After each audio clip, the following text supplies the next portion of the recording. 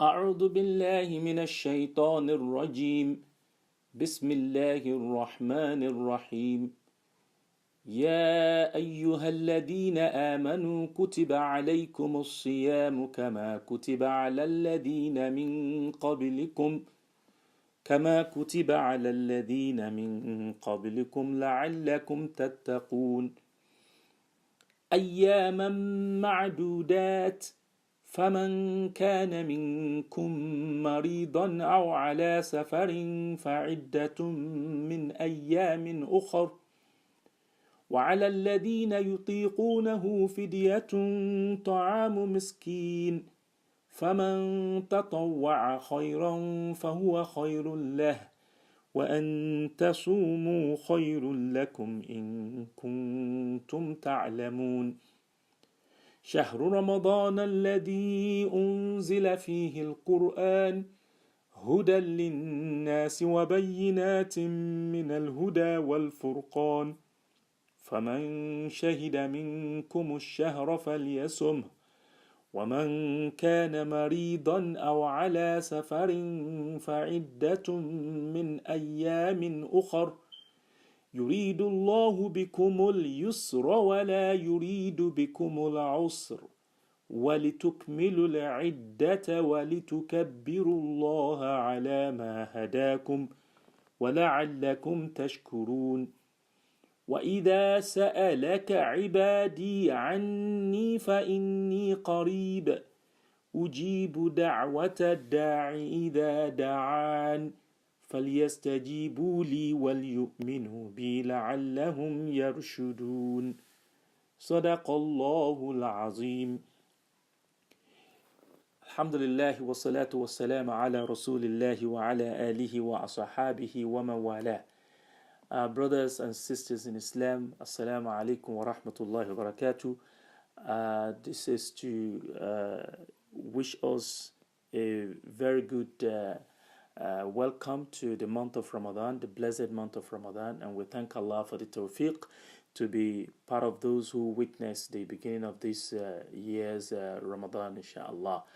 Having recited some verse of the Quran to commemorate the beginning of this fasting in this year, I'd just like to share one or two ahadith with us on the virtues of Ramadan, inshallah. Having established the fact that Ramadan fasting is obligatory and compulsory, it is also important to remind us that the Prophet sallallahu alaihi wasallam said, "As-salawatu al-khams wal-jum'atu ila al-jum'ah wa Ramadanu ila Ramadana mukaffiratun lima baynahunna idha jutunibat al-kaba'ir."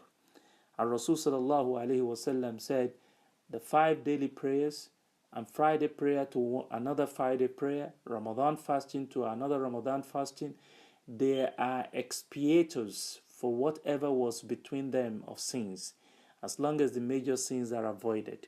And this has been narrated by Imam Muslim. And this is just something for I and you to reflect upon, that here is another great opportunity to have our sins, our mistakes, forgiven, whatever we have committed in the last 1 year to be forgiven if we consciously and sincerely observe this Ramadan. Another hadith of the Prophet ﷺ says that man sama Ramadana imanan wa ihtisaban ghufira lahu ma taqaddama min dhanbi, that whoever sincerely fasts in this month of Ramadan with faith and with hopes in Allah for reward, Allah will forgive him all his past sins. All his previous sins will be forgiven. This is also reported by Al-Bukhari and Imam Muslim. Finally, we know that for our reflection tonight, we know that Islam is built upon 5 pillars. But of these 5 pillars, we know that 2 of them are not going to be observable by everybody. You have to be rich to pay zakat, and you also have to have some means and opportunity to be able to perform Hajj. So on this basis, we are left with just 3.